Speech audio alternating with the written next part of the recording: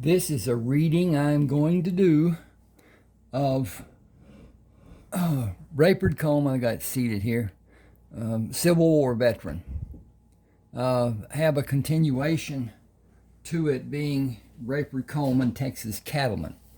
But it's done in two parts because this one has 116,000 words on it. A normal ebook, somewhere around 80. Gotta warn you about the ads. It's how YouTube makes money, somewhat. And they have gone to, instead of where mine were manual, and it would later on be that AI, excuse me a second here, AI would make a placement of ads every 6 minutes or so, which is difficult, I understand. The thing about it is, when they make money, I make money. And that's a part of the reason for having this. The real reason is to sell my eBooks. I have 31. 30 are published, one is not. And Smashwords holds the 30, smashwords.com. You can go there, look at Ronald Walker, look at Rayford Coleman, Civil War veteran, or Rayford Coleman, Texas Cattleman, or Decorated for Duty, or Summer Help Wanted, or one of those. At any rate, it will be pulled up. You will see it, and it says purchase and whatever. It's easy to do, but I'll lose money with you doing it that way. If you send me an email telling me which book you want to have, I will send you that book and give you a reduction, take $1 off, down to $5.99 instead of $6.99. Most ebooks, popular ebooks, are more than the $6.99. I am elderly, older if you will, and that seems a little ridiculous to me in some sense. But at any rate, you can see my email here at the bottom of this cover representation, and tell me which one you want. I will send it in an email as an attachment. After I have the $5.99, you can use Zeal at your bank, and it's super easy. Just sign up for it, and it continues. It's just like writing a check, only you don't have to pay for it. And I understand most banks now are charging for printing checks, which I don't really understand because we used to get them and whatever. But anyway, please subscribe to my channel and hit the like button. That helps so much with the AI search that is done by YouTube. And it's one of those things. This is about Rayford Coleman, Civil War life and after. Also contains portions of Carlton Brisbane, which I wrote about Carlton Brisbane in Decorated for Duty. It goes on about his life. He was raised as a Quaker, and they are pacifist, and he was shunned by the community when he joined the army to protect his fellow man, and he felt it his duty. We all do, I guess, to some degree. I was in the Navy. At any rate, do hit that like button. Subscribe and hit the like button. Your subscription does not have anything to do with your computer. It is only on YouTube page. And it doesn't bother, it doesn't slow down, there's no problem as far as the subscription goes. You can have thousands of subscriptions and it will not slow anything. At any rate, if I think about anything going on through this, I will talk about it. There were, with this, I took a little license. There were men, let's back up here a minute.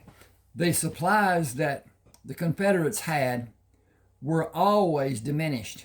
They were never what they really needed.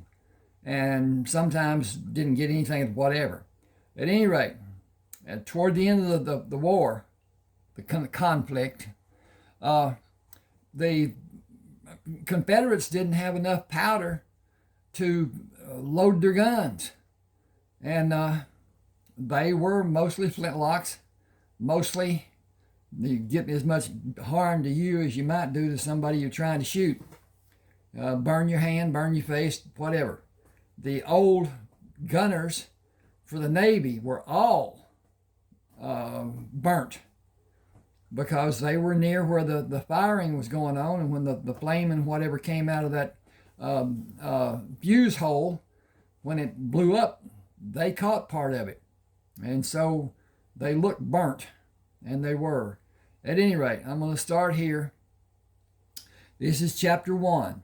It's going to be lengthy because that's what people have asked for. They want to be able to stand and prepare food, wash dishes, do whatever they're doing, and work on the car, whatever, and listen to it being read. So here it is, but they want longer. I've been doing 35, 40 minutes or whatever because YouTube has a restriction on length of videos to some degree, but I don't know what they are and don't have a way to find out. Hold on to it. Whatever. This is starting near the end of the conflict, as General Grant called it. At any rate, here we go. Charge, came the order from Major Collier. Carlton Brisbane held his position. Wait. Not everyone goes in the first wave. Hold your position to the count of 10 and do as we were ordered.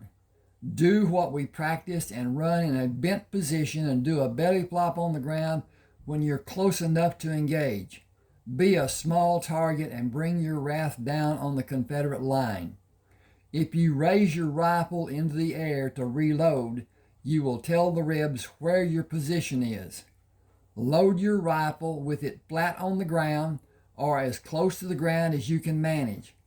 Do not raise it up and do not raise your head until you are ready to fire. I'm going to change this. Give me a second here. That'd be a better thing not to do. Where is this? Aha, there it is. Okay. Up is extraneous. So I'm going to... Okay, go back. Do not raise it and do not raise your head until you are ready to fire. Find the target with your left cheek on the ground and use your right eye to look for your next target. Breathe. Okay. I'm going to save this. Just a second. And done. Okay. I'm going to interject here. This was Rayford's method of fighting. Indian style, they called it. And it was not done as is most encounters.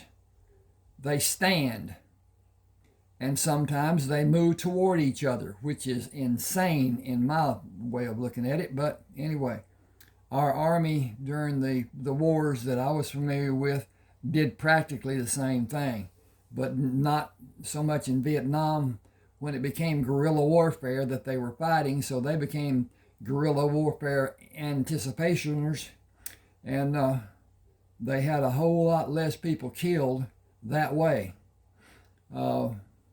It's a shame that we spend so much money, so much effort on finding ways to kill another human being. But that's how it is anyway. Right now we have a conflict with Iran because they are close to making a nuclear bomb. And they are a rogue generation. The whole purpose is to kill non-believers. And it's one of those things. At any rate, where I am. Load your rifle with it flat on the ground or as close to the ground as you can manage. Do not raise it and do not raise your head until you're ready to fire. Find the target with your left cheek on the ground and use your right eye to look for your next target. Breathe in to fill your lungs and raise your rifle to sight it on the target and let part of the air out of your lungs. Hold it and steady the tip end of the rifle while you keep it in line on the target and slowly squeeze the trigger. Let the rifle do the work. Keep your nerve and execute your duty like your life depends on it. Keep your head down and stay small, and you may live to see the end of this day. Stay on the ground until you know it is safe to do anything else. But don't get up right away. Wait to be certain it is safe to move and you cannot see a target to shoot or have someone shoot at you. Men have been killed by men they thought were dead. Think about what you're doing and wrangle your body around to be able to roll away from the battle line to stay out of sight of anyone waiting to have a better shot at you. Roll until you are out of range of their guns. They are short on powder, and the range the bullet they shoot at you will travel is far less than the bullet you will fire at them. He looked at the line of men standing on the opposite side of the open field. We can go now. Do not stand straight up. Bend at your waist and knees and keep low, and stay low until you find a good position to fire from. Watch where the cannonballs are landing and move away from that area, but not far. Bent at his waist and knees, he moved straight at the men standing in a skirmish line, attempting to reload and fire again. He dropped behind the prone body of a man who was struck by a cannonball. He left one of the Henry rifles on the ground on his left side and raised the remaining Henry rifle, took aim and squeezed the trigger. He quickly pressed the left side of his head against the soft ground and levered a cartridge from the tube into the firing chamber, selected a target and fired. After firing the rifle 6 times, he continued watching the Confederate soldiers and measured the time he judged needed for the heat in the barrel of the rifle to lessen. After firing 16 times, he moved the rifle away from his body to place it safely on the ground. He moved his left hand as low as he could reach down the barrel of the second rifle and pulled it up a few inches.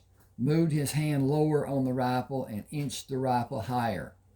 He caught the end of the barrel in his right hand and pulled it as far as his right hand could reach. Feeling the leather covering the butt end of the rifle, with his left hand he began swinging the butt away and gradually pulled the rifle in a circle over his head and around to his right side. He moved up on his elbows, pulled the hammer back, took careful aim at a clear target, and squeezed the trigger. Jacking the empty shell out, he levered another cartridge into the firing chamber, located a standing target, and squeezed the trigger and waited for the barrel to cool before he fired again. He shot 16 times and reloaded the first rifle to fire 9 times before he stopped to watch the line of men move out of sight. Rayford Coleman asked, "Why did you stop firing the rifle? Are you out of ammunition?" "I have enough for both of us." Carlton smiled. "Thankfully, the rebels are retreating." Gathering the spent rounds, he placed them in a leather pouch he kept on his left side and loaded both rifles. The day is over without a winner being declared. We lost men and they lost men. No doubt we will do it again tomorrow. Staying where I am seems to be the best plan for action for the next few minutes. I have been shot in my back 3 times, once in my butt, twice in the back of my left leg because I did not wait as long as I should have. The problem I have is knowing how long is long enough. Crawling on my knees and hands while holding the rifle muzzles to drag the rifles got me shot in my leg and butt. The experiences are not beneficial for the rifles or for me. Sergeant Bennett came to shout at them. "Major Collier wants both of you." Rayford shouted back, "If I'm not getting commotion, it is not worth the effort it takes to go there. You better get your ass over there. You know how bad he can be when he's mad. He can be any way he wants to be. He knows where his bread is buttered. Please don't rile him. We need you to be with us. You and Coleman too." I will tolerate almost anything he has to say, but he will not exercise any of his self-righteous dominion over me. We have been down that road twice in the last 2 days. The old saying is, the third time is a charm. Carlton carried both rifles and did not salute Major Collier. Yes, sir, Major. Sergeant Brisbane, you are assigned to the 2nd Battalion Field Hospital. Take Sergeant Coleman with you. I told you to exercise chivalry, and you both disobeyed my orders with your animalistic tactics. I cannot discipline you or Sergeant Coleman, but I can move you out of my command. You are disruptive men. When you are reassigned, make sure it is not coming back under my command. Yes, sir. Thank you, sir. Rayford turned sharply and marched away from Major Collier with Carlton beside him. I intend to use the tactics I've been using, and no one will get me killed by having me stand as a target to be shot. General McClellan was as bad as every officer we had commanded us. Wait a minute. General McClellan was as bad as every officer we had command us. So sure, that could not be commanded. Who? Possibly. Okay. War is not gentlemanly. It is not courteous or chivalrous. It is stupid for anyone to believe. That is stupid for anyone to believe. Carlton remained grim. What is even more stupid is working under a doctor in another field hospital. I will not accept being assigned as Major Collier ordered.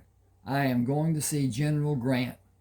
Get your gear, find him out, and come with me. This day will be an awakening or disaster according to what General Grant wants it to be. If he offers a drink, take it and wait to follow what he does. It will be a test. Do as he does, and the verdict of the test will be in your favor. I think I need a comma there. Let's see what it says. It says, no, do as he do. Oh, they stopped when 2 soldiers blocked the road. What is your business, Sergeant? Administration duties for General Grant.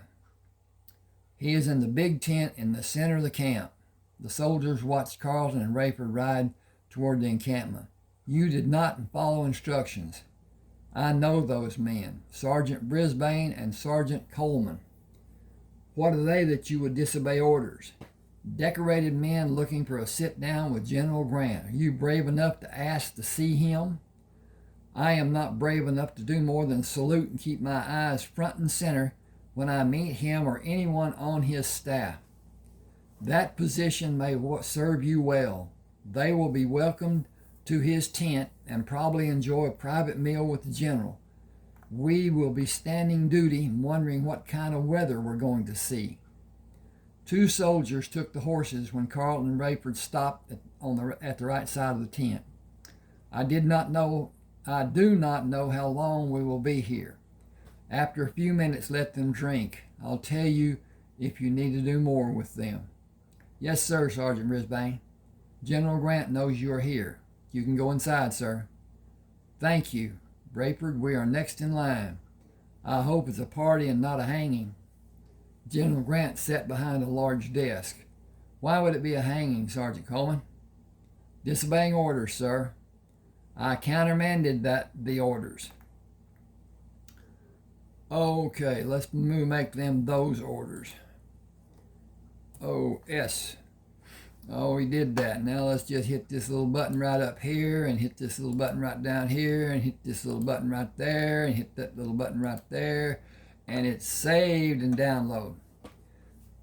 Oh, I countermanded those orders. You are both advanced to the rank of lieutenant. You both received accommodations for services rendered. You are subsequently assigned to Colonel Jacobson under Major Nilsson. You will train the troops in any manner you wish to have them learn. You will not face opposition from Major Nilsson and certainly not from Colonel Jacobson. Draw proper uniforms and new firearms and ammunition from the quartermaster. First, honor me by having a glass of wine. I will invite you for dinner tonight. Only previous plans were made for me. I will send for you at another time." Carlton waited for him to pour 3 glasses. "Will you permit us to wear what we have now?" "We will not have an occasion to use the new uniform, sir." "You will when I send for you. Wear whatever you like until then. Train the men to use your tactics so they can train other men. What is the wound count for you, Lieutenant Brisbane?" "Going on 18, sir." "If I had you stripped and counted the wounds, would I only find 18? "No, sir." "You are a valuable commodity and a first-class fighting man, but news of your death would give encouragement to the other side. It would become their rallying cry. I cannot allow that. I cannot order you to stay away from the battles and remain in relative safety with Major Nielsen as much as I would like to. I doubt that you would obey my order if I did.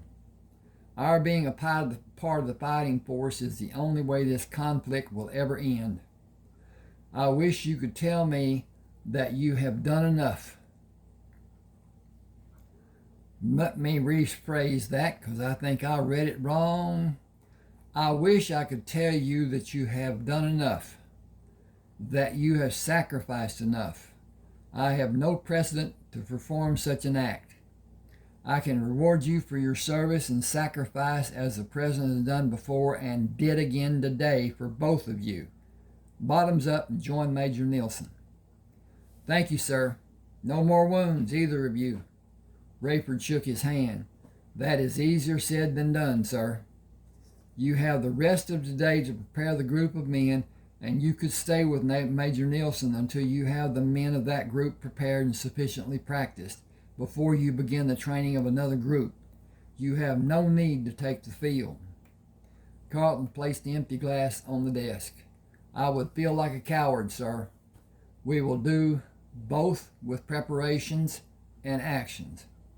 I had no illusions of what you will do. Get busy. I'll always have someone wanting something. That's how my day normally goes. These are your directives and consignment orders. I wish I had 1,000 men like you two." "We can have 100 men trained in short order, sir.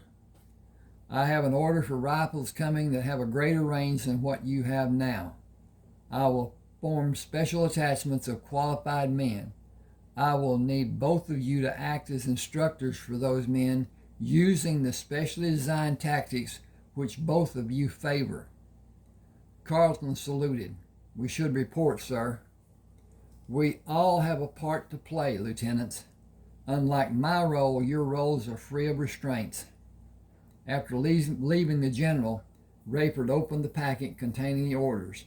"I get every ordnance I want. I want 25 repeating rifles. Can you get 20? Can you get 20? Hang on just a second. I need to check on my progress." And we're doing well, it seems. And I didn't turn that light off over there. Okay. Remember that General Grant said we have no restraints. We will see how many come in a case and make our selection based on case counts.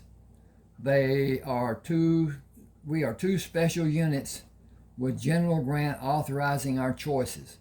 We will each start with 12 men. We'll each have 2 new rifles and revolvers, and each of our 12 men will have the same number. Only officers are allowed to have Henry rifles. Will you feel more like an officer when you have the uniform to wear? Will you have very few occasions? You will have, I got to get this up here so I can see it better, I guess. You will have very few occasions to wear it. Mount up and lead us to the quartermaster building. You can see it over the tents. Remember, we have no restrictions. We will need a wagon to carry all I want. We have no restrictions. A wagon, a team to pull it, rifles, pistols, ammunition, uniforms, belts, boots, hats, gloves, stockings, riding equipment, food, eating utensils, canteens, medical kits, surgical kits, and anything more we can find. We will have everything we want. Act the part and be assertive, determined, and aggressive. We have authorization directly from General Grant. Only a fool would presume to question our list of supplies. Our lives just got better on so many levels. We are officers with privilege under General Grant rescinding the authorizations. We are officers with privilege under General Grant. Rescinds. I left until out. Sorry about that. Need to get a drink. Oh, I can't get a drink because I ain't got it. It's over yonder.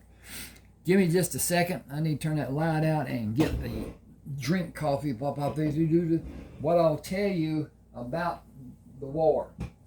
The war didn't start because somebody declared. The war started because I can't stop him. Okay, whatever. At any rate, the war started because an agreement between General Beauregard and the commanding officer at Fort Sumter was that there would be no weapons supplied to Fort Sumter. And the first ship that came in did not have weapons of any form that could be seen. One of the following ships, and I don't know the count, one of the following ships had people who were marching with rifles on their shoulder, and cannon were visible. And the South fired, starting the Civil War conflict. It was Lincoln's desire that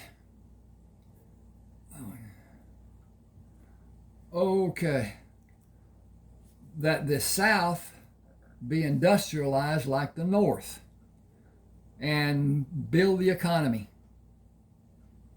The South was a agricultural community and did not have manufacturing, and to a degree still doesn't have. To a degree it does, to a degree it doesn't.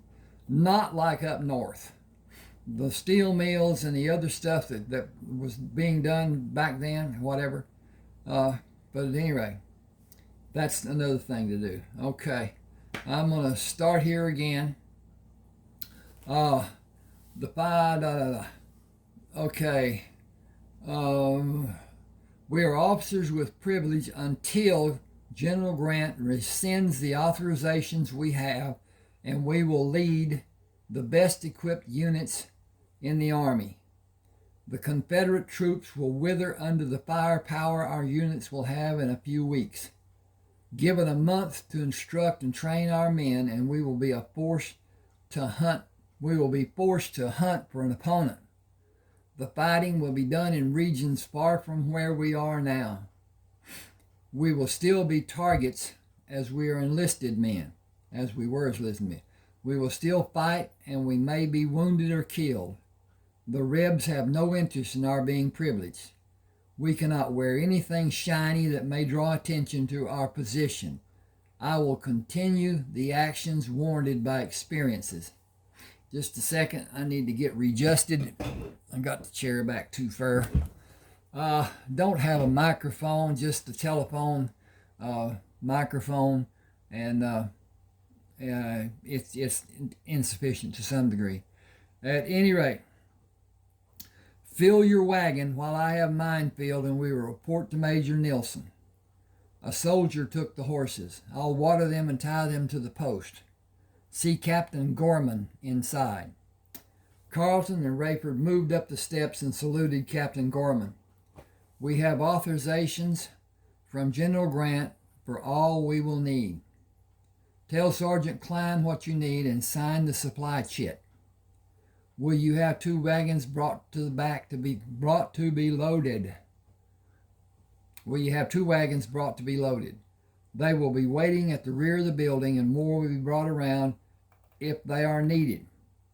He looked at Rayford. Tell Sergeant Morton what you need and sign the supply chit. He and Sergeant Klein will have the wagons loaded. What units are you assigned to? Both of us will report to Major Nilsson, who is commanded by Colonel Jacobson. Major Nielsen is from the same county in Alabama as me. I have not seen my home since the war started. I got to go home every 6 months before the war broke out. Can I see your papers again? Are you Sergeant Brisbane? Have you recently been promoted to the rank of full lieutenant? I received the promotion today.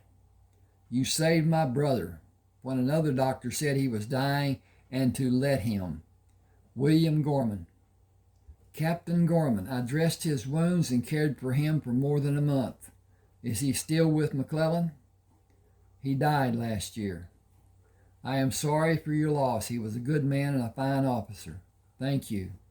He waved his hand in the air. Sergeant Klein, Sergeant Morton, take care of the needs of these men. Everything they need will be loaded in wagons at the rear. Have them sign for the supplies. Orders from General Grant. What unit will we list? You can fill their request as ordered by General Grant. Do I need to say more?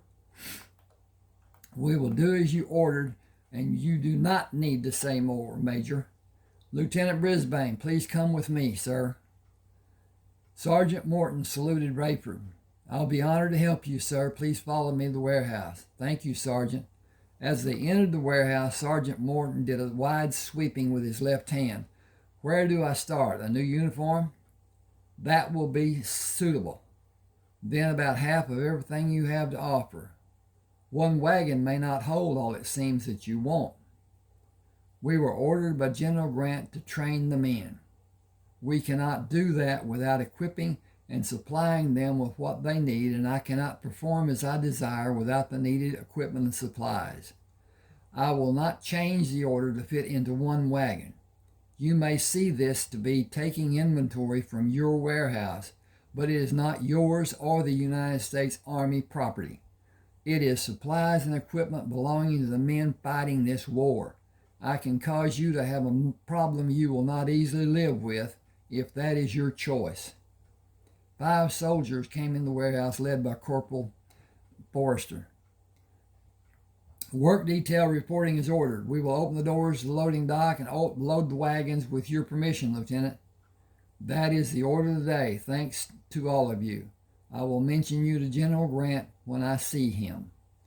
He waited for the detail to open the doors. Will you cooperate, or will I find someone who will? I will do as I've been ordered. That will be sufficient. Wear the insignias and uniforms for officers. Carlton walked with Sergeant Klein into the warehouse, followed by 5 men. We should start with the cases of Henry rifles and Colt revolvers, not Springfield rifles. How many rifles are in each case? 12, sir. Put 5 cases in each wagon. 50 Colt revolvers and 25 cases of ammunition for the revolvers and 60 cases for the rifle in each wagon. Load a second and third wagon if that is needed to take the wagons to Major Nielsen's camp. Bring 2 additional wagons and we will continue. Carlton and Rayford rode horses to lead the 5 wagons. I am following the tracks made by the first set of wagons, as I am not certain where Major Nielsen is located. Captain Gorman told me his camp is 8 miles southwest of the main camp. We are tracking in that general direction. How did your experience fare? I heard part of your conversation before we came into the warehouse. Sergeant Morton was not happy with the prospect of losing a large amount of inventory. We came to a mutual understanding. It is always nice to have a good accord with people. His remembering that I will see General Grant sometime in the near future brought about a completely different attitude toward my needs. Rayford stood up in the stirrups. I think that could be just, don't need the up. Okay, let's do this. Ding, ding, ding. Rayford stood in the stirrups. I see the coverings of wagons. We should meet sentries in a few minutes. And that should have, Coming to the crest of a hill, they looked down on a large camp and waved at two men guarding the perimeter of the camp. Easing back on the reins when they came to the guards, Carlton held up his hand to stop the wagons. "I am Lieutenant Brisbane, and this is Lieutenant Coleman. Major Nelson is in the tent with the flag. Report to him, sir." The guards moved to see opposite sides of the wagons and moved back to their original position when the wagons passed by them. "Lieutenant Brisbane has been wounded more times than any man in American history. It is rumored that he has killed more than 1,000 men." Can one man kill that many? When he enlisted, he was carrying his own weapons. Rumor has it that he killed as many as 40 men a day on some days. With all the battles that have happened, it is not beyond reason for him to have killed that many and many more over the last 3 years. It has been said that tomorrow we will face the best soldiers the Confederacy has. That's the reason General Grant sent so many soldiers to help. The first 6 wagons that come in were loaded with rifles and ammunition. Lord only knows what's in the last 5. The top coverings were lashed down, the rear opening was drawn shut. The teams pulling the wagons were unhitched when the wagons were parked beside the other wagons in an open area west of the camp. Carlton dismounted and gave the reins to the soldier. "Give him water and feed. I believe we will not need our mounts for some time." He looked inside the tent and saluted Major Nelson. "Lieutenant Brisbane reporting for duty, sir." "Come in. Bring Lieutenant Coleman with you. I had a message from General Grant. You and Lieutenant Coleman will instruct our most accurate riflemen in new tactics, such as the American Indians of the Southwest developed." "That is true, sir, to a small degree." "The men are assembled at the wagons. Will you be able to properly indoctrinate them before the evening meal is served?" "How many men are assembled, sir?" 40 men volunteered. You will each have 20 in your squad until you increase the numbers. We brought 120 Henry rifles. More rifles will be needed, but ammunition for the different weapons being used by this complement of men requires separate storage for each caliber. Tomorrow will be a challenge for both sides. A major loss for the South will be turning point. I'm going to put something here. Just give me a second. Let's see where we are. Hang on with me just a second. And there's that. Hit that button. Go down here.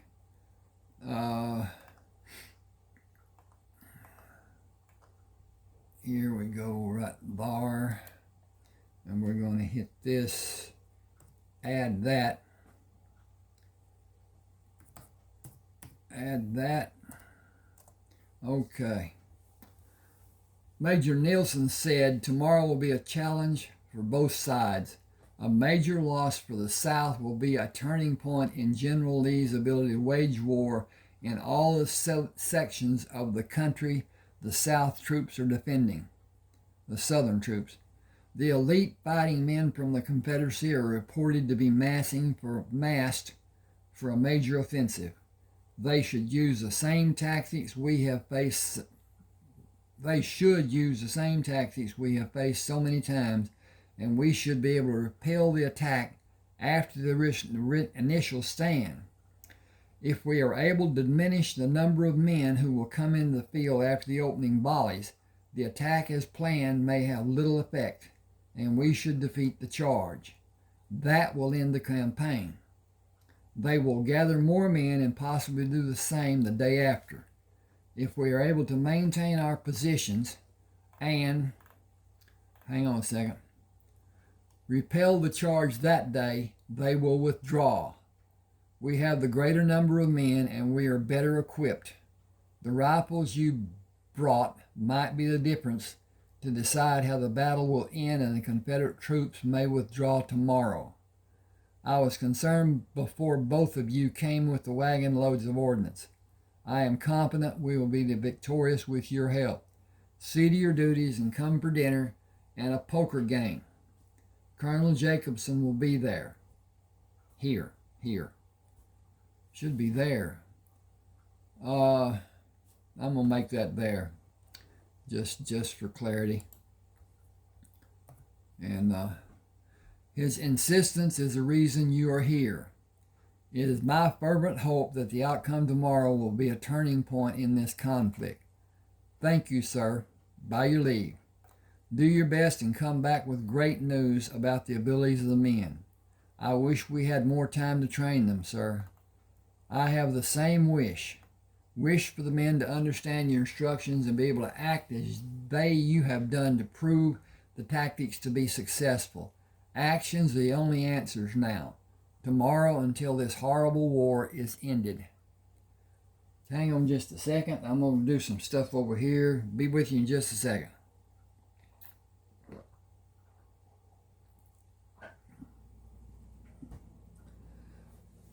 Carlton held the rifle over his head as he entered the clearing. Formed 2 sets of ranks of 5 men, 4 deep. We will begin instructions immediately. We will have no need for names. This exercise is being carried out to teach you a new method of preparing for acting in and accomplishing success in the field tomorrow and the following days. I see I have 23 men and Lieutenant Coleman has 22. Each of you will have rifles issued to you after this exercise. Form 2 circles and give us your complete attention. We will listen to questions after these exercises are completed. We will teach you how to approach the position you will take in the field and how you will manage your actions during the battle. We will act as an example for the actions you should perform tomorrow. Open a space to allow us to enter the field and establish a position to fire from. Your new rifles will hit a target at a greater distance than the opposing men will be able to shoot. We will demonstrate how to calculate a necessary distance after demonstrating what your actions should be. Both Carlton and Rayford moved outside the 2 circles and approached in bent postures. Keep your head down, shoulders forward, bent at your waist and at your knees. Present a target that will be too small at a specified distance for a man to accurately fire his weapon at you. When you reach your desired position, drop into a completely prone position, flat on your chest and thighs with your toes pointed outward from your body. Keep your toes in that position until the skirmish is over. Move from side to side, always facing the enemies as you progress to the firing position. Be the smallest target that you possibly can. Carry your rifle in one hand with the muzzle pointed at the position you will take, and when you start to fall on the ground, drop the rifle to place your hands on the ground. Turn your face to have your cheek on the ground and locate the rifle. Rub dirt on your forehead and face before you begin your approach to your firing position. With your cheek on the ground, apply dirt again and pull the rifle towards you. It will have a cartridge in the chamber. Pull the hammer back and bring the rifle up to the point it will be in when you bring it to your shoulder to fire. Do not raise your head to locate a target. Just move it along the ground to see with your right eye if you're right-handed. If you're left-handed dominant, you will have a choice to make. Live or die. No rifle has been built to accommodate your need. Shoot from your right shoulder and keep the target you offer as small as possible. I prefer to be on my elbows, but I have turned to be on my left side and fired from that position. Does any man think you cannot perform in the manner we have demonstrated? I will understand. It is not chivalrous or ethical. It is efficient. I am curious to know how long any of you have been in the field. Anyone who joined in 1861? No one answered. Has anyone been in this army longer than 3 months? 2 men said yes. What experience do you have in the field? None, sir. We were in commissary. Do any of you have field experience? No one answered. Everyone who has experience ever shooting a rifle take 2 steps away from me and from Lieutenant Coleman. The circle of men all backed away from Carlton. The circle of men around Rayford also moved away from him. That is encouraging. You will have time to become accustomed to handling the rifle, and we will demonstrate how the rifle and tube under the barrel are loaded. Listen to me, both groups. Action should be done in a prone position to let you continue to be a small target.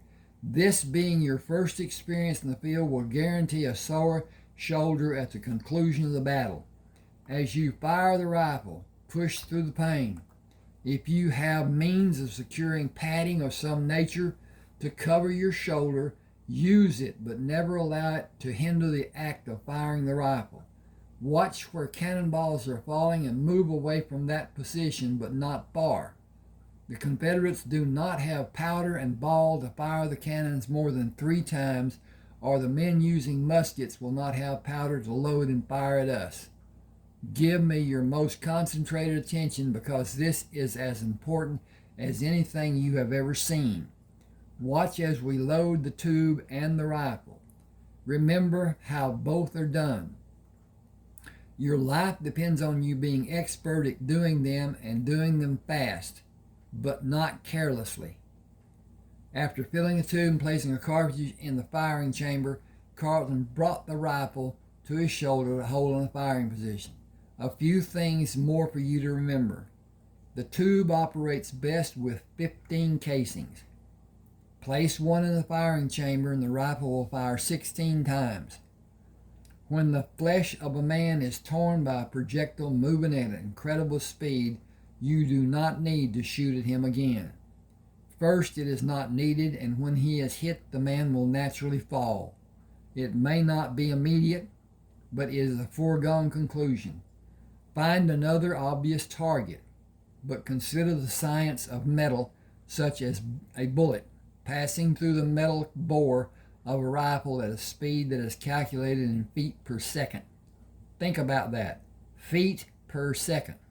I will break it down. The projectile leaving this barrel will travel as much as 700 yards in less than 2 seconds. That equals more than 500 feet per second. Many of the men in the opposing army are firing muzzle-loading muskets. They can be fired and reloaded and fired again. The Henry rifle can fire many times while the opposing soldier is reloading.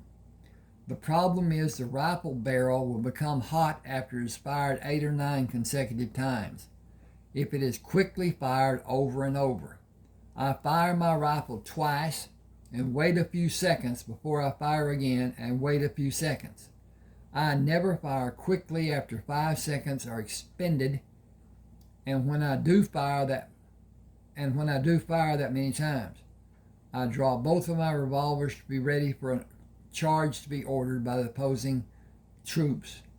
I have wax holding the shells in place in the extra cylinders that will replace the cylinder I removed from the revolvers. I will not be concerned about firing and overheating the barrel of the revolvers, and I will have a cool barrel of the rifle in time to fire it 5 or 6 times after firing the revolver. Then I have a second rifle and a second revolver.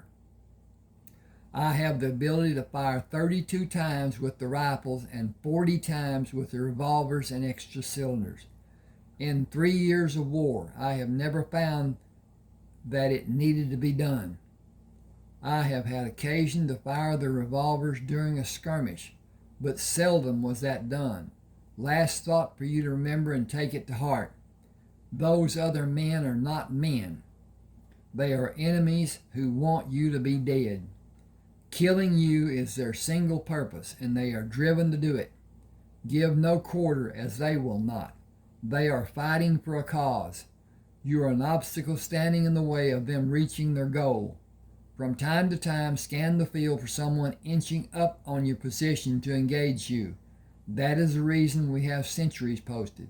Do not immediately stand when the men on the other side seem to leave the field. A man faking being dead will kill you as fast as one standing to be seen. I have employed many methods to safely leave a field of battle. Think in terms of the greatest men of war to ever fight, the Plains Indians and those in the Southwest Territories. A battle-hardened warrior will never rise from the position where he seemed to disappear. He will magically move to another place and hope you have your weapon sighted on his earlier position. Think like a warrior and use every act you can think of to remain alive. There have only been a few men who were active in conflicts that were never wounded.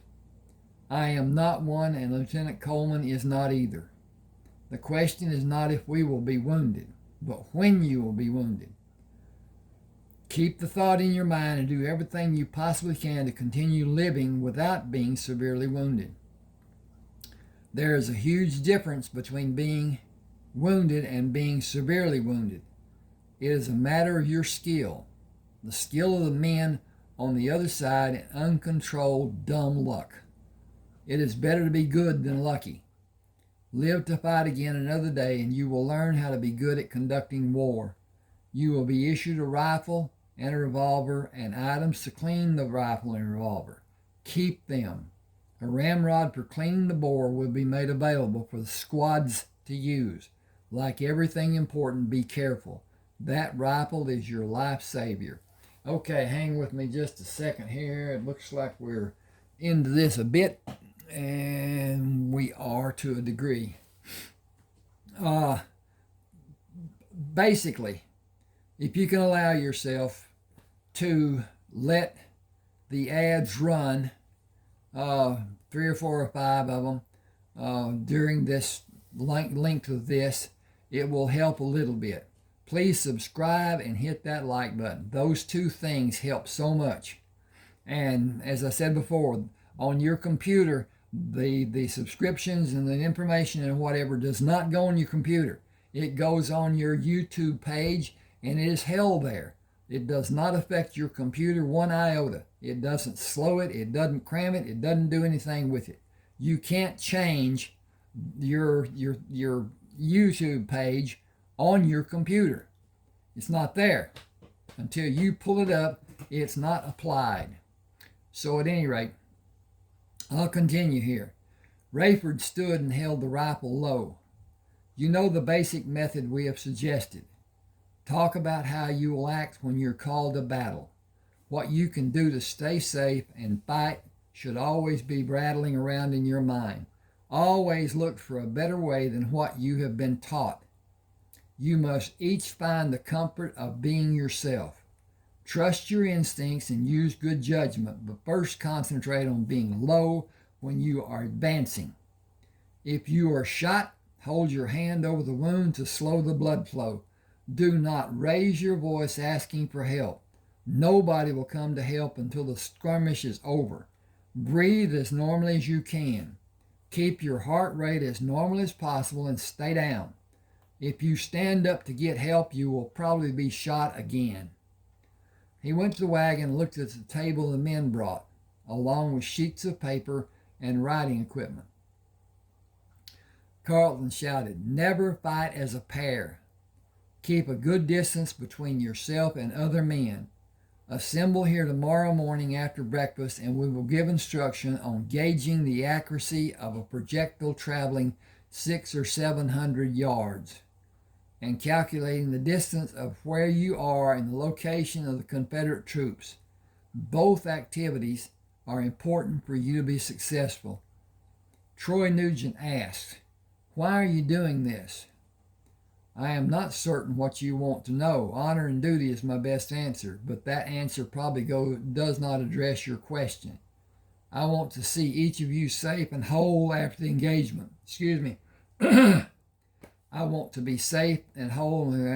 I want this conflict to end and everyone to be safe and whole. I cannot bear the thought of losing. The men in the Confederacy are the same in their expectations of what defeat will mean to the people of the South.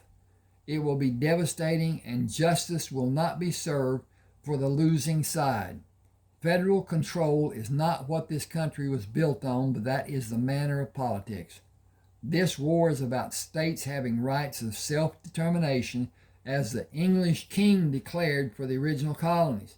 I do not agree with the politics, but my home has been threatened. I will sacrifice my life to prevent it. That is the main reason I am doing this. Rayford climbed into the wagon and opened the box with a hammer. I will call out the numbers on each rifle. Someone should write the numbers and the name of the man getting the rifle. Lieutenant Brisbane will dispense what you will need to clean the rifle and the ammunition for the rifle and for a revolver. You will be issued a knife and scabbard and a revolver, belt, and holster before everyone is issued a rifle. Sergeant Brendan stood behind the table holding an ink pen. I am ready, sir. Then we can begin. Call out your name and number, and if you are in my squad or with Lieutenant Brisbane. We need to know those 3 items of information for them to be recorded. Move away when I give you the rifle. Disbursement of the arms was quickly accomplished when Carlton took a rifle, pushed the lever down, and opened the chamber. First, push the rod down the barrel until you are able to see it enter the chamber and slowly pull it out of the barrel. Attach a patch. Dip it in the cleaner and run the rod and patch down the barrel. Run it out and discard the patch. Pull it out.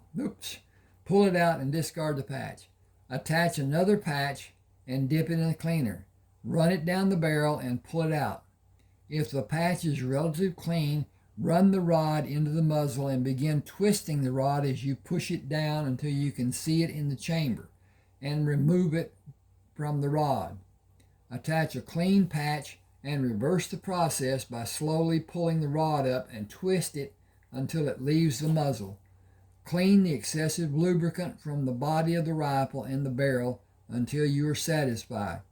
This is the single piece of equipment you will have that can save your life.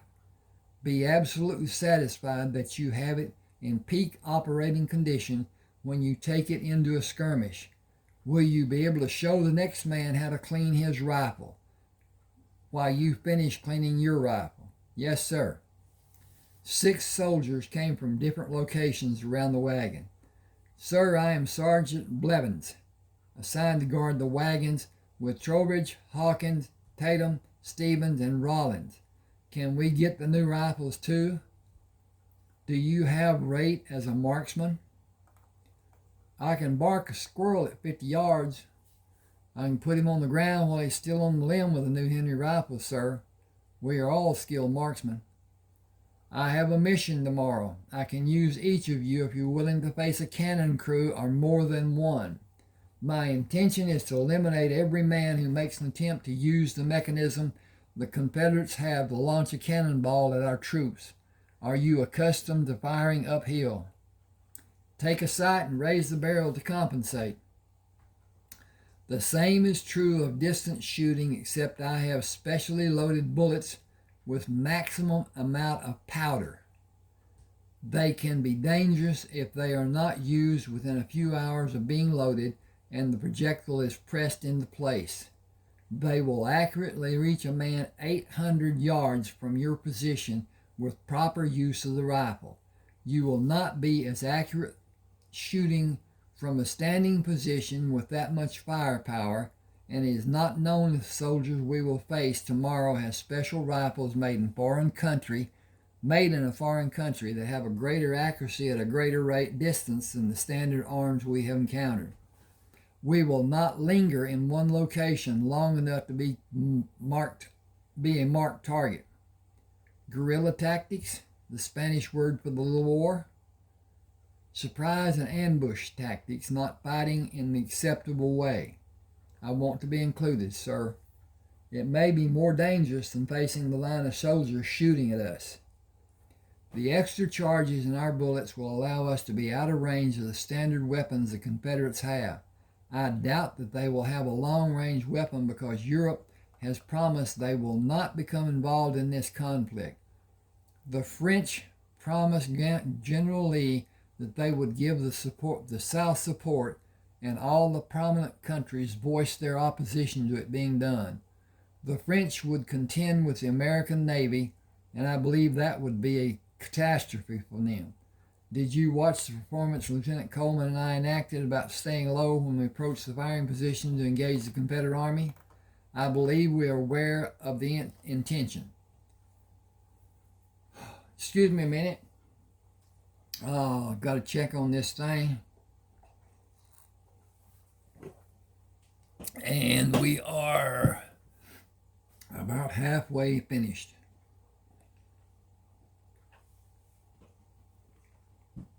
Okay.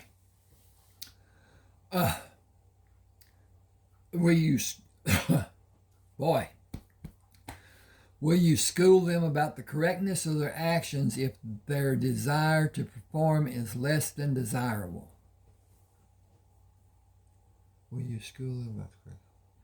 I will make certain they understand the danger of standing upright and allow the Confederates to bring their sights to bear on the outline of their body in sharp contrast to the background. Excuse me. No one should be defiant at the point of acting stupid and suffer a wound or be killed. Secure this area after the disbursement of the arms is finished. Allow no one inside one of the wagons for any reason. The wagons and the contents are protected by order of General Grant. You should allow him access if he comes here. No one other than the general has authority over them and the contents inside them. Please pass that information on to your relief. Instruct and drill the men until you're satisfied or until darkness prohibits more being done. I will, thank you, sir. Rayford found Coleman arranging the articles the horses would carry to the tents they were assigned. It seems you have the situation well in hand. This is the most difficult activity we will endure during this conflict. It is always a matter of placing something in a different location or elevation than the original position, while the horse patiently waits for the ordeal to be completed. How well versed are you in the card game called poker? Fair. Colonel Jacobson imagines that he is one of the best, and he likes to play pot limit or no limit. He will bet large amounts to make you withdraw if he thinks he detects your weakness. He will often use a smaller bet to allow later increases to the pot size when he believes he will win. With success, he will become obsessed with breaking us. He is not a friendly poker player. Should we take longer to finish the meal? It would only extend the night and diminish the time we have to sleep. The only answer is to beat him or claim to have nothing left for him to take. I like the thought of taking his money. That is what we should try to do after we store our belongings. Rayford gave the soldiers the reins to the horse Carleton rode earlier. Our saddles and bridles are marked. Come with me to Major Nelson's tent. Stay to see if he will need his horse tomorrow morning. He asked for his mount to be delivered after sunrise. We will have an early start and be in the field ready for the Confederate troops to assemble. I believe the noonday sun will see the battle occur when the Confederate troops routed long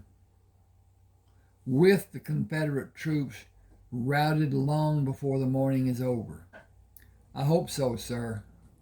Rayford stepped down and gave the reins to the soldier. Thank you and have a good night. The man remained silent and turned the horses to take them away. Carleton opened the flap of the tent and came outside. It is time for us to wash for dinner. They are both about 3 sheets in the wind. I think they will drink more than they eat. I also think you and I should take our leave and retire early. They may not feel we should. How do you feel about a fight between you and me, and if we are able to carry our argument outside the tent to settle it with a manly art? They may not be able to stand and follow us, and we can slip away into the night. Keep a bottle close by to enhance their coffee if they drink coffee. Neither Colonel Jacobson nor Nielsen acknowledged Rayford when he entered the tent and continued reminiscing about past campaigns and days gone by. They continued their pretentious conversation when the meal was served. Carlton and Rayford ate slowly and agreed with one officer or the other when it seemed to be wanted or to have relevance in the discussions. When the colonel and major grew quiet, Rayford tapped Carlton on his leg. "Help me take the colonel to the cot before we move the major to his cot. I believe this evening has reached a conclusion for two high-ranking officers. We have time to prepare rounds of ammunition to meet the destruction a special group of Confederate soldiers have planned for us tomorrow. We will have a surprise waiting for them, and the battle should go in our favor." Okay, again, I'm going to check on my progress and tell you that was chapter 1. Now, this is chapter 2. In case and whatever, please subscribe to my channel.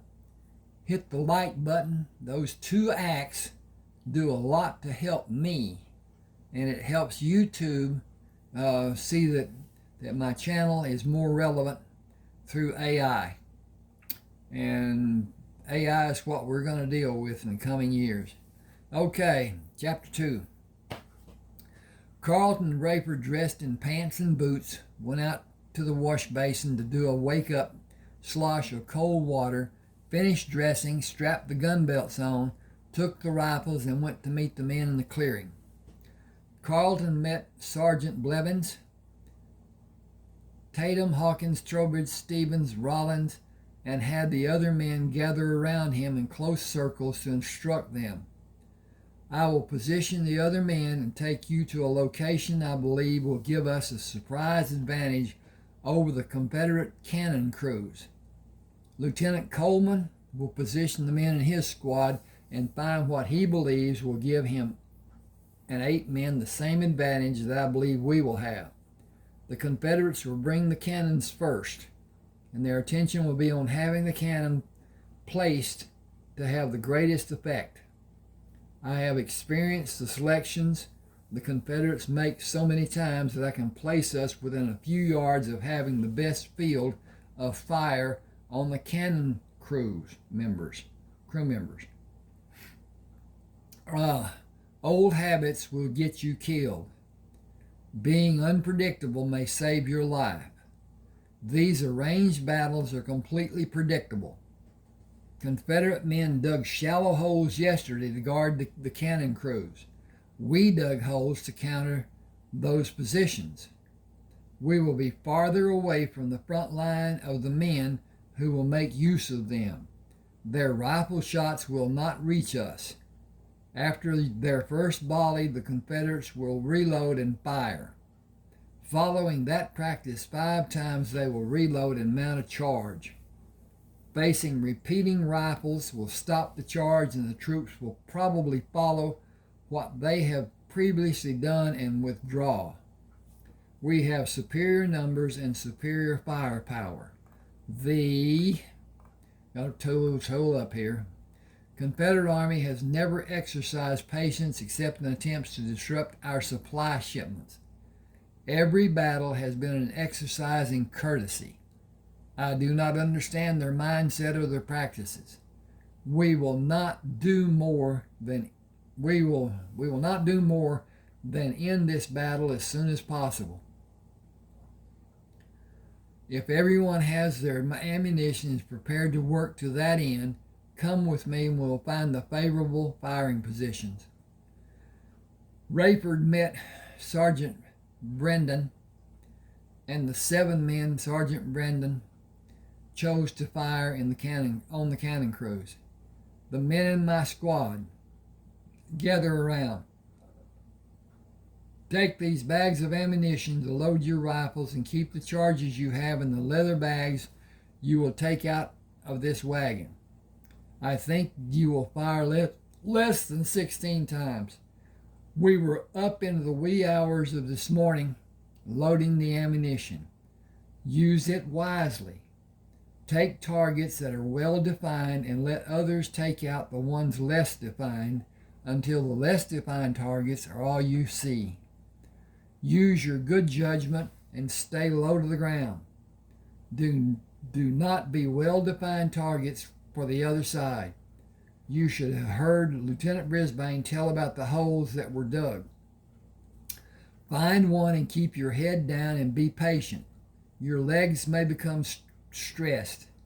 It is a common occurrence in battles. Suffer a little or probably die. Those are your choices. Suffering will only last a few minutes, as this battle will only last a few minutes if our strategies work. It will give you a few minutes to load your rifles. I will give you a few minutes to load your rifles when we will take the field and wait for the battle to begin. Do not be brazen in any manner. Live to fight another day, please. Do not wait for orders.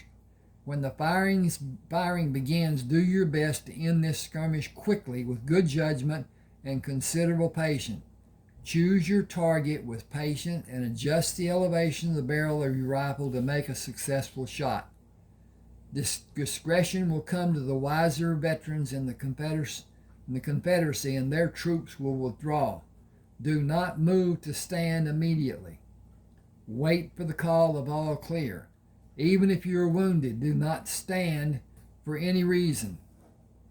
I need to change something here. If I can find the cursor. And there it went. Okay. Dink there, dink there, dink, dink, dink, dink. Leave it there. Okay. Call for help if you're wounded and wait for help to come or when you hear the call of all clear. If you are not wounded, draw your revolver and sweep the area that has men who may be waiting to have a clear shot on an unsuspecting man.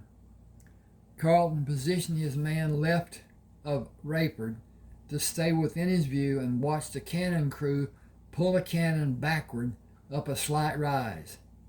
Sighting on the closest man pulling on the tongue of the carriage, he squeezed the trigger and brought the barrel down after the recoil to watch the man fall backward. He immediately brought the rifle up to sight on the closest man pulling on the carriage wheel, squeezed the trigger, lowered the barrel, and watched the man fall. He brought the barrel up and watched as a crew of men fell around the cannon, struck by the barrage of Union rifles. The men in the holes fired at the Confederate men who stood with their rifles ready to engage the Union troops. They were not able to find suitable targets. They were cut down where they stood by a fierce barrage of bullets, and the shooting on both sides stopped. Men attempting to move the bodies of the original cannon crews were perfect targets for Carleton and Rayford's men. Another line of men moved to reinforce the position of the fallen Confederate troops. They were immediately eliminated. Men crawled to drag the lifeless bodies away from the two cannons, and the crews of men attempted to move the cannons. They were systematically eliminated. A third line of men moved to take a prone position to fire on the Union troops with a second line kneeling behind them. The noise of both Confederate and Union troops firing was unlike anything Carleton had earlier experienced. He saw Rayford struck by a bullet to the top of his head. He continued firing and was wounded in the upper left quadrant of his chest. He rolled over on his back and opened the pack to take out a sterile pad to apply on the wound and held it in place. One more reported wound and I will be taken out of this war. I wonder where I'll be sent. I saw a piece of Rayford's head fly up when he was shot. No man could survive that kind of wound. Damn. I lost my best friend. The Confederate troops attached ropes to the cannons and pulled them to a safe distance away from the Union soldiers. After movement of the Confederate soldiers was no longer detected, a shout of all clear brought the men carrying stretchers to assist the wounded. Carleton watched as Rayford's limp body was moved onto a stretcher. Goodbye, old friend. I will miss you more than express. My life in this army will never be the same. Rayford opened his eyes and moved his flattened hand on what he decided was a sheet covering a bed. He slowly raised his right foot and brought it down, and raised his left foot and brought it down. He rubbed the heels of his feet on the sheet by moving them apart and bringing them together, then repeated the movements over and over. I need to have a drink. If y'all will wait for me just a second.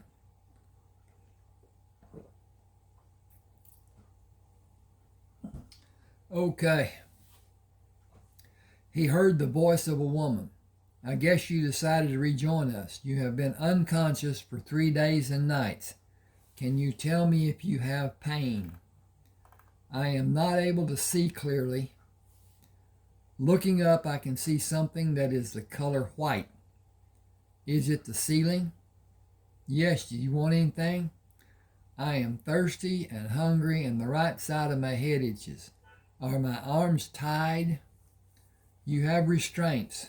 You removed the gloves, and the nurse who was sitting with you placed the restraints on your wrist. You have an open head wound that should not be touched.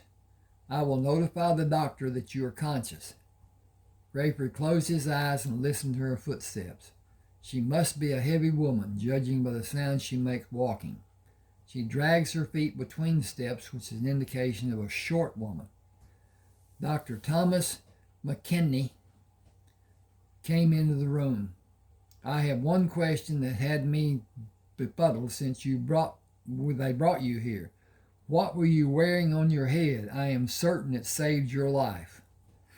It is a soccer helmet I got from an Englishman.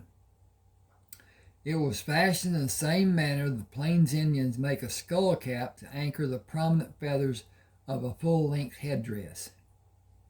Well, it is badly damaged football helmet now.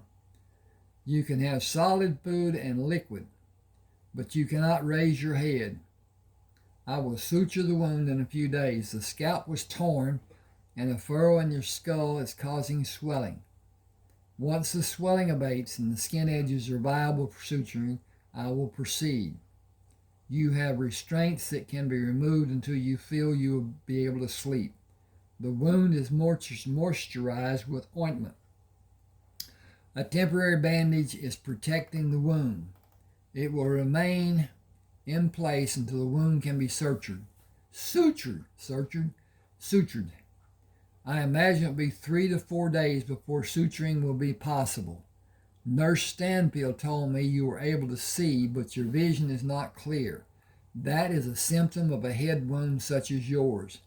Relaxing and closing your eyes will be the best help for the condition to subside and normal vision returns. I have patients who need me. I will check on you tomorrow around this time. The best medicine for your condition is eating healthy food and giving yourself time to recuperate. It will require more time than you will probably want to endure. You will not be able to continue in the Army. You cannot tolerate the repercussions of firearms in the battlefield. You may never be able to. I will stand in the doorway and talk to you. Repeat what I say if you are able. He went to stand in the doorway and spoke softly. Wellington Methodist Hospital. Can you speak a little louder? That was a test of your ability to hear. Your ability may be recovered in time. He abruptly turned and walked down the hall. Give Mr. Coleman anything we have in small portions to determine what he can tolerate solid food and all the water he is able to drink an hour after he eats. Keep him calm and as flat on the bed as possible, with no head movement. I would prefer that he not move at all. That is asking too much from him, I'm certain. Nurse Stanfield brought the tray with dishes and bowls covering it. You have not had solid food since we received you. You have no place to go, and haste will not serve you. I will give you small portions and wait for the signs of rejection or tolerance. It is the only means we have to test if you can tolerate solid food. Why shouldn't I? Open your mouth for lemon custard without meringue. You will have an indication in a few seconds. If you become nauseous, this experiment will be over until late tomorrow. I was encouraged when you said you were hungry. That is a great indication that you will be able to tolerate solid food. How do you feel? Hungry. I will not have a problem keeping food down. You must wait for even the smallest portion. You must not raise your head. The pain you will suffer will tell you not to do that. The apparatus you had on your head deflected the bullet, or your life would have surely been ended. What am I supposed to do when nature calls? As you have been doing, as we have been doing. They are normal processes. But I cannot turn on my side. You will only try once, and wisdom will come to you in a flash of excruciating pain. When will I be able to raise my head? After the sutures are placed, if you do not have pain. That may not be the case for some time after the sutures, possibly 10 days or more. 10 days is an eternity when I cannot move. Without the apparatus, your head on you. Excuse me. I gotta take a breath. I hope the persons who asked for this to be done enjoy this. I enjoy this. I enjoy reading my writing, and I am able to read my writing differently than I was in the exercise of doing edits. And it can never be overdone.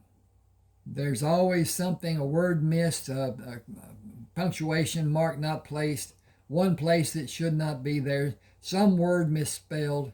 I have the worst time with parameter and perimeter. And the English language is so much just not... at any rate. Okay. Without the apparatus you had on your head, no movement would be possible because you would no longer exist. Count your blessing. Close your mouth if anything negative is coming to the surface. Sleep when you're able. Do figures in your mind. Play a mind game. 10 days is nothing. I will be back in a few minutes to finish giving you food. Removing the bandage on the afternoon of the third day after Rayford became conscious, Dr. McKechnie applied ointment and placed a new bandage. I will suture the edges of the skin tomorrow at this time after rounds are made. You can attempt to raise your head after the sutures are finished. If you are without pain, you may be released a few days later. Observation time is needed to check for infection. Continue as you are with your head reclined. It has not been itchy for several days. I have not suffered any degree of pruritus. Protection is imperative. You may be able to leave the hospital before the end of next week. It will be determined by the advanced regeneration of your scalp and how well you continue tolerating solid food. Can I go to the bathroom before I sleep tonight? That determination will be made after the wound is closed. Where is the helmet I wore? It is inside the wagon behind the hospital. I want to keep it. It is with your other belongings. Can someone steal it? It is guarded by soldiers day and night. Colonel Grant ordered it. You should not have a concern about the safety of your possessions. Will someone have one of the soldiers come to talk to me? They stand an 8-hour duty. The man on duty now will be relieved at 3 this afternoon. Perhaps he will come. Do you know their names? I am sorry. I will have a message taken to them. Thank you. Will you remain calm and still? I will. Thank you. You have 7 wounds that have projectiles which are only inches below the surface of your skin. They may cause problems later in your life. I will remove them if you authorize it to be done. Where do I need to sign? Your verbal permission is all that is needed. I will do the evacuations when you are able to turn on your sides on a table and when you're able to sleep lying on your chest. I sleep equally well on my back or front. I really have no preference. Give me a minute. I will attempt to perform 4 surgeries the first day and 3 others 2 or 3 days later. Other than the fact that I was shot, what happened to me? Why is my vision less than it was before? What will I find to be wrong when I can finally stand up? You will find that you are not able to maintain your balance. You suffered the trauma of being shot. Your equilibrium has been adversely affected and you will have dizzy spells until your body decides to allow the trauma to dissipate. Dizziness is a term used to describe a range of sensations, such as feeling faint, woozy, weak, or unsteady. Dizziness that creates the false sense that you or your surroundings are spinning or moving is called vertigo. You will find that you have a vast range of problems that your body will attempt to produce a compensation in one form or another. I will not attempt to pretend I know when the process will be completed and you will return to whatever you called normal before you were shot. It is a mystery that has no absolute finality. You may never reach the state you developed through your growth years. You may find you have improvements in certain skills where you were previously deficient or completely lacking in before being wounded. Some may be novelties, while others may be great improvements, physically, psychologically, or cognitively. Your level of awareness indicates that changes have been propagated. It may be years before you are fully aware of the true extent of the changes. He went to the door and turned back. Notice what you will find to be different than before you were wounded. If it is likely to enhance your life, build on that trait. Embrace and nourish it. I'll see you tomorrow around this time.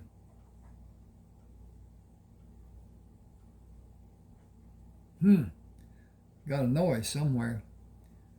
Nurse Stanfield checked the restraints on his right wrist and moved around the bed to check his left wrist restraint.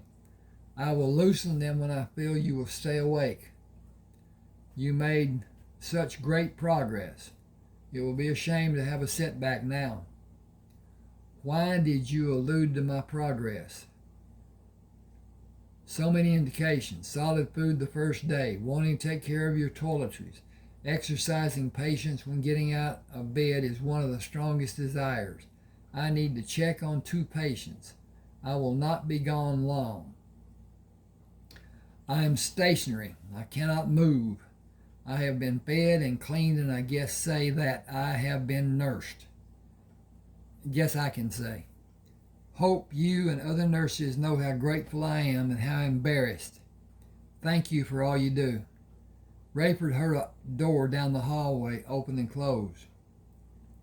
I have not heard that sound until now. It was definitely a door moving. Is my hearing improving? Is there a reason I have not heard the door until now? Being immobile will not be something I will miss doing in my old age. Heavy footsteps in the hall drew his attention away from considering his possible gain in hearing. The sound of footsteps stopped at the doorway. Lieutenant, I am Sergeant Tyrrell. I have been standing guard duty at your wagon. Can I do something for you? Anything, sir. Can you sit with me a little while? I have not had news of happenings for these many days. I don't know where to start, but the Rebs moved south right after the last battle. They lost over 1,000 men. The rumor mill says they will mass down south and fight down there. We won't go down to help and leave this area open to be attacked. I am due for a discharge. 35 years in the Army. It's all I've known since I was 13 years old. I was a tracker for Colonel Griswold for 8 years, then his advance scout for 6, and I brought in meat for 2 years before Colonel Taylor took his command. He brought a pair of Indians to track and hunt. About a week after he took command, they took off and never were seen again. I tracked them for 2 days. They were headed west and they were making dust on the way. I was with him 3 years and got an assignment to be an instructor at the military academy. I was there until the war started. I turned 48 2 weeks ago. I don't know what I will do with what's left of my life, but I will not stay here. I hear trapping out west is a good life. If you like being cold, I want a warmer climate than the freezing weather of the places you will live to trap wild animals, and wild animals may be a problem for you in those cold regions. I will go to Texas.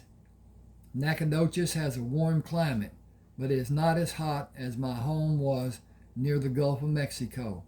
I have no one to take with me that will be a hindrance. Full-time night woman? I have been a soldier and concentrated on military life from the day I enlisted. I wanted to improve and study everything I had an interest in, especially medicine and cures for diseases. Holistic remedies in diet, exercise, physiological and psychological therapy, spirit therapy, and herbs to heighten cures, and anything I might be able to use to help people. Bad people exist and they do bad things to other people. I believe it is our duty to stop those bad acts before people are injured or killed. It may be far in the future before I'm able to do anything. I am not able to move, not even to turn my head. It is held immobile and I have restraints on my wrists. The doctor and nurse asked me to keep my feet on the bed. My eyesight is not normal. It has only been 8 days since you were brought here. You know a lot about medicine. How long does it take for a cut to heal? It has smooth edges and not torn like a gunshot wound. Your skull was injured too. You can't say what you have or how you are for at least a month or even more. You can't say what you have or how you are for at least a month or even more. You aren't what you were, but what you were is still here. Only the part that ended is important. I can't see anything about you that ended. Can you? Is everything about you still working?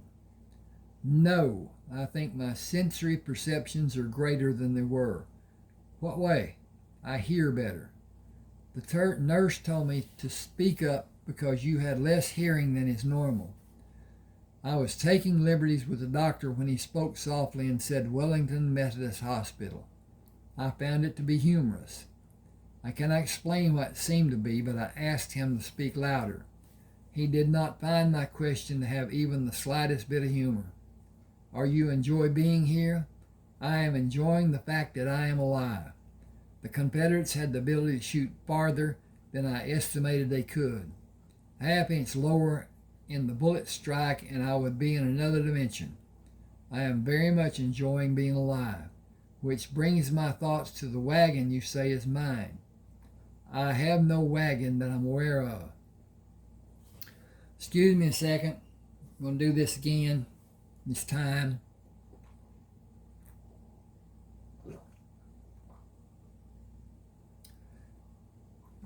Okay, then the man speaking.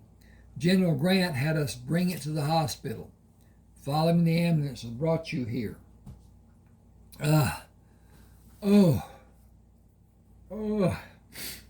You were out 3 days before you were brought here. Everything in the wagon is yours. Your property is in the wagon. All of your property is in the wagon.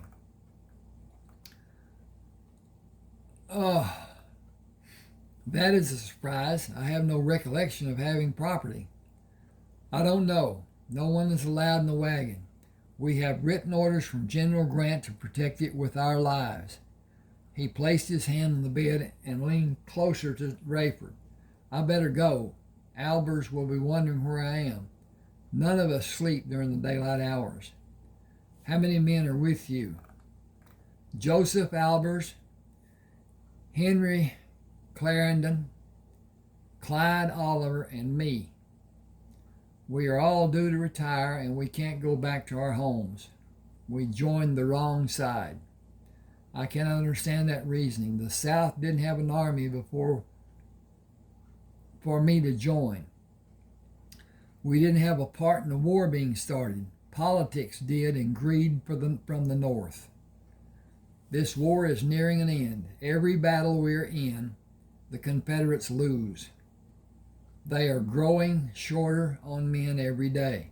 Their supplies are almost non-existent, and they are fighting in too many different areas with too few capable men. I believe that one major campaign will be the last. But even the Confederate leaders are not sure how they can pull men away from those concentrated areas to mass the number of men needed to mount an attack that might allow them even a small chance of a victory. If I am right in my estimations, the loss of men in the big... I'm getting gooky here. The loss of men in the big battles will decimate the number of fighting men in the different areas they are holding, and all of the Confederate army will be lost. Battle by inevitable battle and peace by inevitable peace. That won't help us. We are from Mississippi and Alabama. That does pose a problem. I plan to get clothes that do not scream out to anyone that I was a Union soldier, and I will take nothing with me that has a identifying mark of the Army, and go to West Texas for the rest of the summer and take cattle to Matagorda Bay and stay in South Texas for the winter. Next spring, I'll plan to go to land I inherited in northeast Texas. I joined the Army when there was only one Army. I have no affiliation with either the Union or the Confederate Army. I am useless as a soldier in my present condition. I fought so long that I feel when the prompting rears its ugly head, I will be ready to fight, and that state will exist the rest of my life. Just as soon as I can stand to get to the fight and be able to identify my adversary or his location should sight be limited. You may need help doing all that you want to do, and we have nowhere to go. If we can get the same style clothes and wagon, will you allow us to go with you? I have no ready answer because I have no idea when I'll be released. When I leave, I will be happy to have your company. We will need to agree on certain conditions, but we cannot cross that bridge until we come to it. Everything is too uncertain for me at this time. I am hopeful that tomorrow will close out the old life I had and bring a beginning for my new life. I will be happy to roll you around a wheelchair when you need me or one of us. I'll come back to see you tomorrow. Thanks for coming. My curiosity is running away with me. I want to know what is in the wagon. I have a key. I don't have any idea what it fits. I was told to give it to you and you would know. I have no recollection of what a key might fit. That may not be the case once I am up and able to move around. I know I'll enjoy being in the sunlight, but I have no idea about when that may happen. Excuse me just a second. And, okay. All right, here's a break. Nurse Stanfield spooned a serving of scrambled eggs into Rayford's mouth. Breakfast will be your only meal before the sutures are done late this afternoon. Dr. McKitchney will anesthetize the areas and use forceps to pull the two edges together and suture them. You can have food after the sutures are placed if you want. You may delay eating if you feel nauseous. I do not think I will feel anything except relief that I will be able to move my head. That may not be possible. Dr. McKechnie will decide if that will be allowed. You have not shown any progress. What progress should I have shown? I am completely immobile. Your speech is the same. You have not asked questions about anything. You have not asked for anything.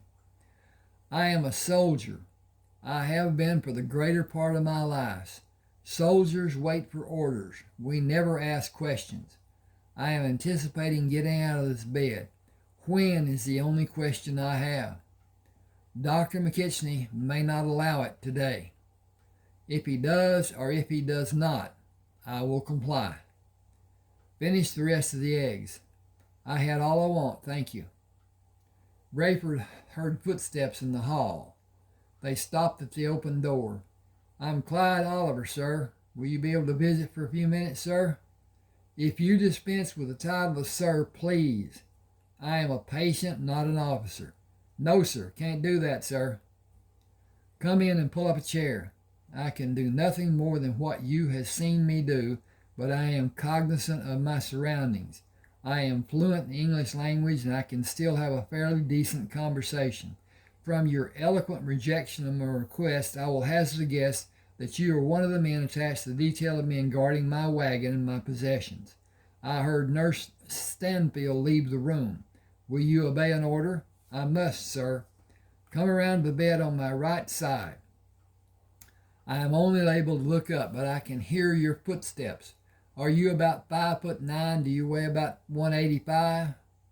You have not seen me. How can you know those things, sir? I heard you walking in the hall. Your strides indicate your height, and the heaviness of your footsteps is an indication of your weight. You are from either Alabama or Mississippi, and I would guess you have black hair with a thickening of gray. Can you see how the restraints on my wrist is tied? The restraint, not the restraint. Yes, sir. I will not order you to untie the restraints. I will ask you to do it in the one on my left wrist. Neither of them are necessary. Clyde loosened the restraint and finished freeing Rayford's right wrist, then moved around the bed and loosened the restraints from his left wrist. Rayford held his hands up to see them. I have wondered about the extent of my lack of ability to identify an object closer than the ceiling. I can see my hand perfectly. My near vision is obscure as I cannot distinguish the ceiling. My far vision is not affected because I can clearly see my arms and hands. I have not been restricted in movement for reasons that elude me. Back up. I have been restricted in movement for reasons that elude me. I believe it is for the convenience of the nurses. I have no intention of doing anything to my head or the bandage on my head. They have an unwarranted fear that I might. Do you have a revolver with you? Yes, sir. Is it a 5-shot Colt? It is, sir. May I have it? Where do you want it, sir? Under the lowest pillow on my right side with the butt away from my head. I will not be treated like a criminal after the sutures are sewn in my scalp this afternoon. If I feel the need, I will leave this hospital and go to the wagon. The concern I have is that I may not be able to walk normally due to the possible problems with balance. We are supposed to report any wish you have to General Grant. I do not believe that will be necessary. The threat to do it might be needed. How far are we from the camp? Less than 15 minutes by horseback, sir. We could have dinner with General Grant if you will join me. I don't think a sergeant qualifies to have dinner with the general. Not like a captain does. It is lieutenant, sergeant. I am a lieutenant. You are a captain, sir. When did I become a captain? I only know the orders we have are to serve and protect Captain Rayford Coleman and your possessions, sir. Will you please place the restraints on my wrists? Do you want them tied loose or tight? I am truly ambivalent about that because I do not want them. I suppose loose will be sufficient. I can hide the excess under my arms. I suppose being controlled.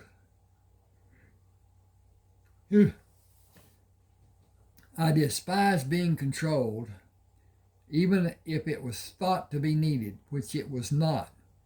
I feel I will do better if I sit with my legs over the edge of the bed and move my head. Above all else, I want this captive existence to end.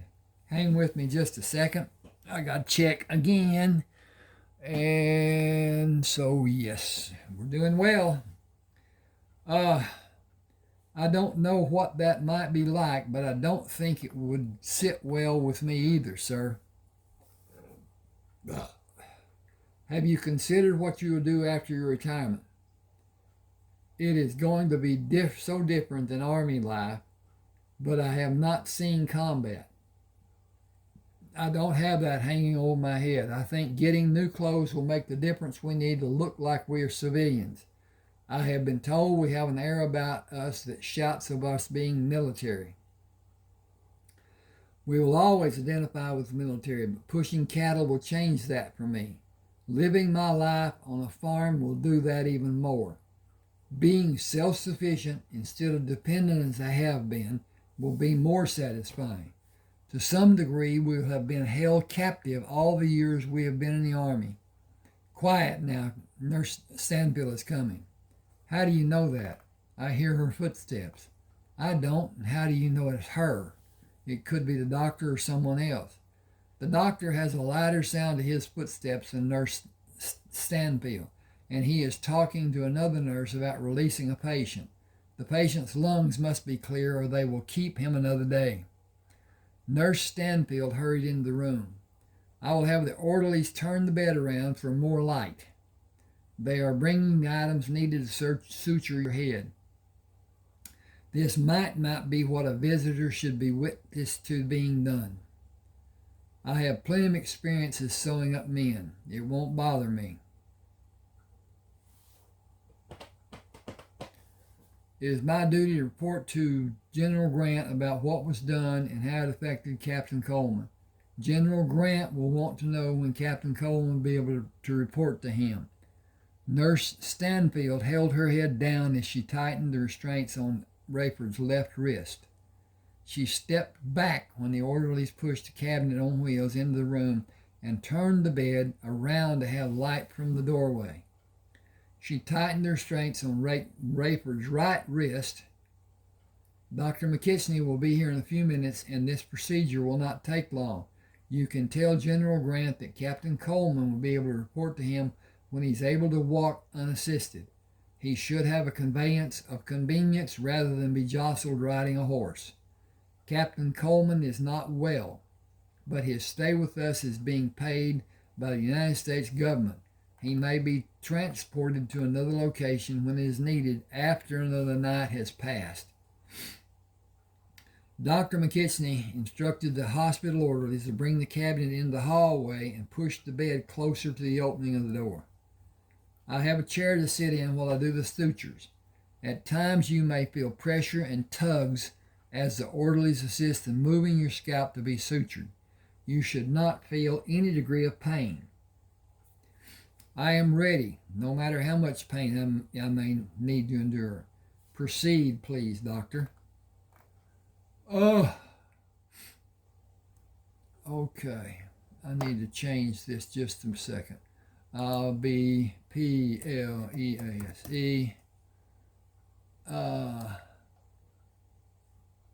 Okay. That's more better-ish. And then click this button, and click this button, and click this button, and click this button, and be done. I saved it.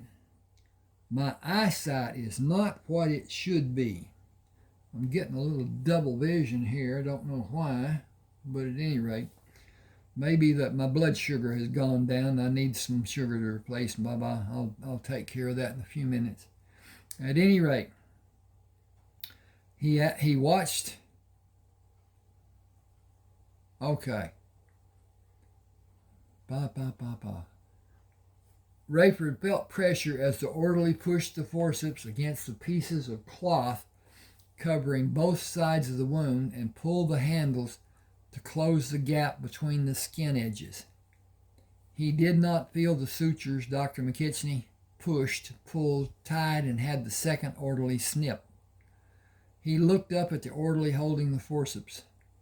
Slowly take away the pressure you are exerting. Watch to see if the edges come apart. If that happens, pull the edges back together. He watched as the orderly slowly continued. Just like you are doing, continue slowly. The sutures are holding. You can release the forceps. That is a masterful job. Well done, everybody, especially you, Captain Coleman. I will apply ointment and a bandage. You are free to do as you like when that is done. Do be careful and do not be blindly optimistic. You may have sensory perception disorientation.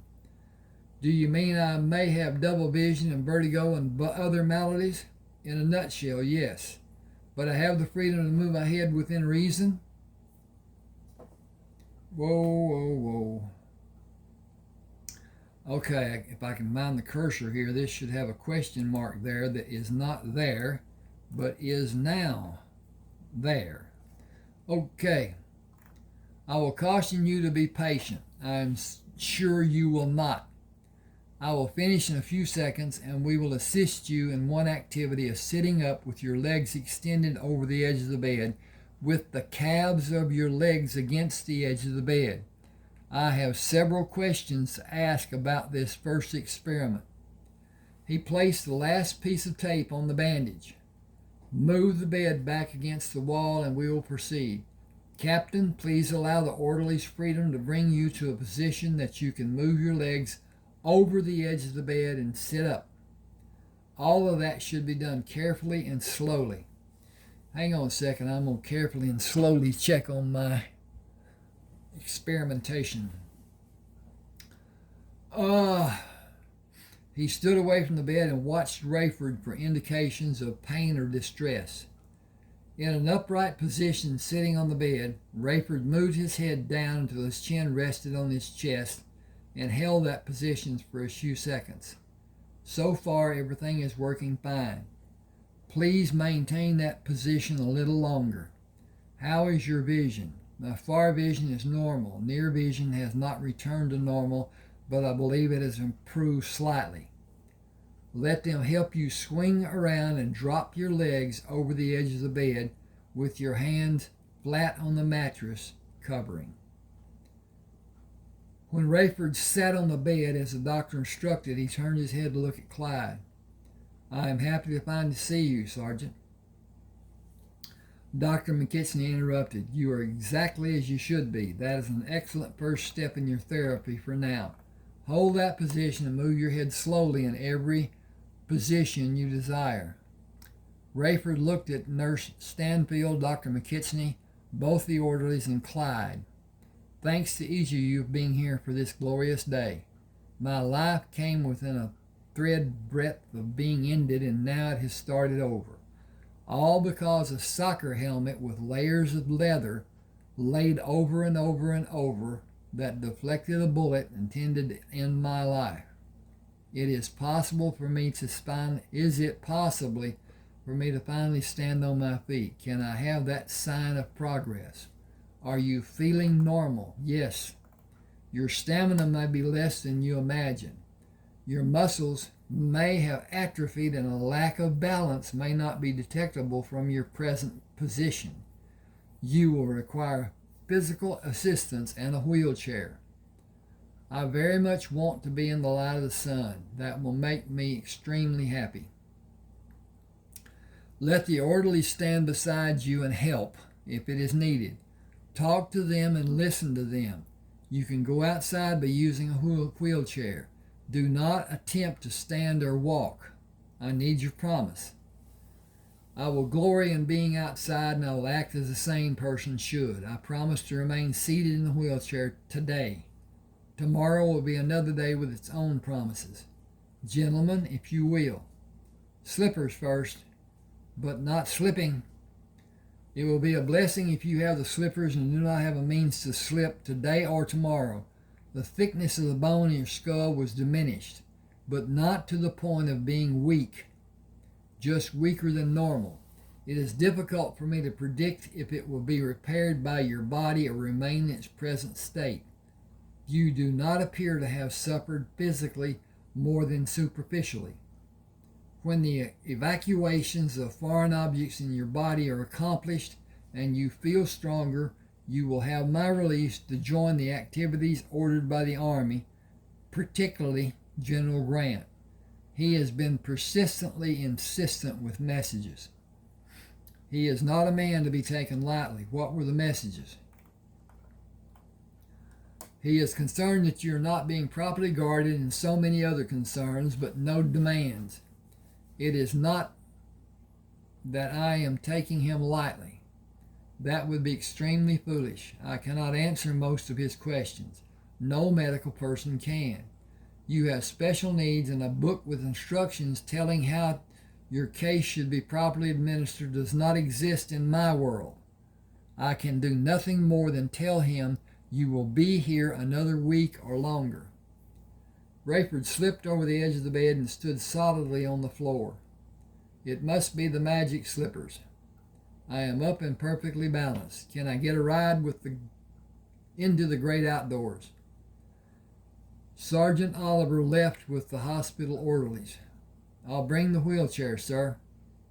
I can do nothing more than wait for you, Sergeant. I am ordered to refrain from strenuous efforts of questionable nature or duration.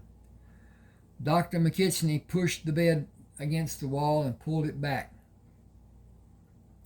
You could open the window to experience the greater outdoors.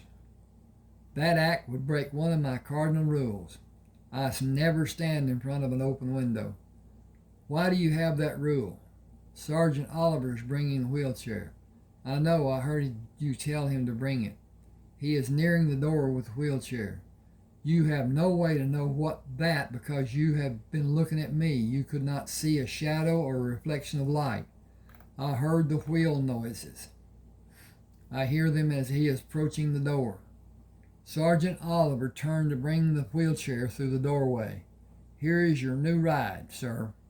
It is remarkable that you're able to hear the sounds made by the wheels of the chair, Captain. Your hearing is exceptional. Can I get a deck of playing cards? I will try to find one for you. Do you want the deck today or tomorrow? When it is possible. I will send an orderly. General Grant will question the purchase. He will understand. He has been such a stickler about every change. I wonder about his understanding. I seriously doubt that he had an interest, probably an aide attempting to seem relevant. Then my concern is not needed.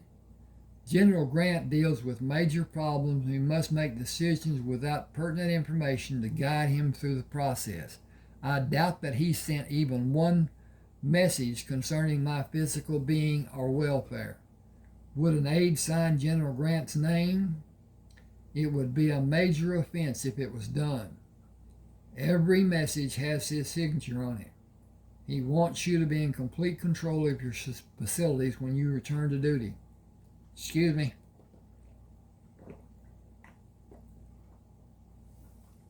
I cannot use the wheelchair today. I suggest that you do the surgeries today and tomorrow, beginning now. I have everything needed except the orderlies. Sergeant Oliver turned the wheelchair around. I'll be right back, sir. You will sleep with your new backside looking at the ceiling tonight. New backside? I'm going to take that out of there. That doesn't even seem right. If I can find the cursor. You can take your backside. Okay. You can sleep with your backside looking at the ceiling tonight. Do you need help lying face down on the bed? I believe I can manage. You will feel everything I do to you under your skin. It cannot be helped. It will help in the future. Okay. It will help in the future. That is the promise I will concentrate on while you are working on me. Fast actions will suit me best. I will make the incisions as small as possible. It will break the skin. It will be painful each time. Extracting the object and suturing the incisions will be prolonged pain. Tell me when you're ready. Tell me when you are each time you're ready to do it. I will be ready. This should require 4 incisions today and 3 tomorrow. Will you do 7 today? I will sleep on my side if that is done. You will not be able to sleep on your left side if I do the 7 needed surgeries. I can do these 4 with you as you are and do the 3 with you on your right side. Do you want something to bite? I will get through if you will tell me what you're about to do. Prepare yourself. I am beginning the first of the 4 incisions. They should not produce a great amount of bleeding. Rayford did not move and remained silent while the cutting, probing, medicating, and the scissor snips of the final sutures. You did remarkably well. Can you roll over on your stomach and to your right side to allow the last 3 to be done? I will not make the incisions near or on the old scars, but over the objects. The deeper one is less than an inch under the skin and in the muscle. It will cause you the greatest pain. Rayford moved to be on his right side. Sergeant, I need to have a message taken to General Grant, telling him I will come to his tent early tomorrow morning. Dr. McKechnie nervously waves his hand. I cannot condone your traveling for 3 days. I am sutured and bandaged. We are waging war, Doctor. I am needed. I would go now if I could be there before evening comes. General Grant will leave this area the day after tomorrow for a campaign in the South. You will not be released to go with him. That leaves as my only prerogative to see him before he leaves. Okay, this is coming up on chapter 3. I'm going to end here and ask that you please subscribe, hit the like button, share if you will to people who like to read, and there's a fourth. Whatever. At any rate, if you want a book, send me an email at that address telling me what you want and we'll get together. All right, thank you for being with me. Do subscribe and like. That is so important. Thanks now.